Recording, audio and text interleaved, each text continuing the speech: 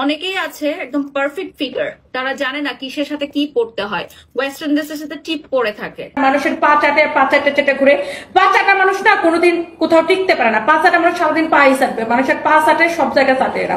কিরে ভাই, আরেক দফা লেগে গেল নাকি? উত্তেজনাময় বিনোদনের নতুন খোরাক পেয়ে গেল নাকি নেটিজনেরা? আরেকদিকে আমেরিকায় শাকিব খানের টুপি আলোচনায়, এন্ড মাসুদ রানা ক্যারেক্টারে কি এবার দেখা যাবে শাকিব খানকে? প্রথমে আসি রুবায়েত ফাতেমা তনি এন্ড বারিশা হকের কাছে। সো মাঝখানে তনি এন্ড বারিশার মাঝে যা হয়েছিল এটা তো সবাই জানে। যাই হোক, পরে সেটা ঠান্ডা হয়ে যায় এন্ড যে যার মতো কাজে মনোযোগী হয়ে পড়ে। কিন্তু এবার বোধহয় আরেক দফা ইতিহাস পুনরাবৃত্তি ঘটতে যাচ্ছে। মানে বারিশা হকের একটা ভিডিও কয়েকদিন আগে বেশ ভাইরাল হয়, যেখানে তিনি লাইভে এসে বলেন, অনেকেই আছে একদম পারফেক্ট ফিগার, তারা জানে না কিসের সাথে কি পড়তে হয়, ওয়েস্টার্ন ড্রেসের সাথে টিপ পরে থাকে। হ্যাঁ, সরি টু সে আমি কাউকে উল্লেখ করবো না। অনেকেই আছে না স্টাইল বোঝে না, ফ্যাশন বোঝে না, লিপস্টিক কিসের সাথে কি পড়তে হয়, মেকআপ করতে জানে না, এত বাজে মেকআপ করে, এত জঘন্য মেকআপ করে। এখন বারিশা স্টাইল নিয়ে তার এই মতামত কাকে উদ্দেশ্য করে দিলেন কোনো নাম তো তিনি বলেননি, কিন্তু দুষ্ট নেটিজনেরা ধারণা করেই নিয়েছে নিশ্চয় এটা তনিকে টার্গেট করে বলেছে, কারণ তনিকে মাঝখানে ওয়েস্টার্নের সাথে টিপ পরা অবস্থায় দেখা গেছে। সো বারিশার স্টেটমেন্টের সাথে বিষয়টা মিলে যাওয়া মোটেও কাকতালীয় ঘটনা নয়। এই ধারণা পোষণ করা নেটিজনেরা তনির লাইভে এসে বিষয়টা নিয়ে উপস্থিত হয় এবং সেখানে তনিও বেশ কড়া কিছু কথা বলেন। আমি ব্যাকলেস করলে কেউ আমারে কয় না যে পাঠা, কেউ আমারে, আমি ব্যাকলেস করলে কেউ আমারে বলে না যে সান্ডা। হ্যাঁ, সো আমি ক্যারি করতে পারি, আমি যদি ওয়েস্টার্নের সাথে টিপ পরি সেটাও আমি ক্যারি করতে পারি।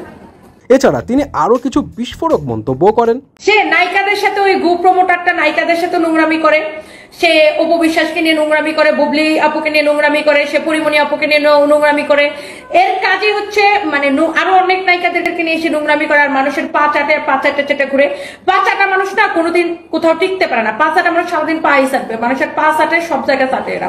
যদিও তনিও কারো নাম উল্লেখ করেনি, বাট নেটিজনেরা তো অতি চালাক। তারা ওই তনির ভিডিওতে বারিশাকে লাগিয়ে দিয়ে একটা উত্তপ্ত পরিবেশ তৈরি করার যোগসূত্র চালাচ্ছে। যাই হোক, এই ঘটনা কোন দিকে যায়, থামে নাকি, সেটা আরো বারে দেখার বিষয়। এনিওয়ে, সবার সবকিছু ভালো লাগবে না, এটাই তো স্বাভাবিক। তবে এত জটিল ফ্যাশনের হিসাব নিকাশ না কইরা ভাই সিম্পলের মধ্যে স্টাইলিশ লাগতে চালাকের এই ড্রপ শোল্ডার টি শার্ট গুলো নিজেও কিনুন এবং প্রিয় মানুষকেও কিনে দিন এন্ড চিল করুন।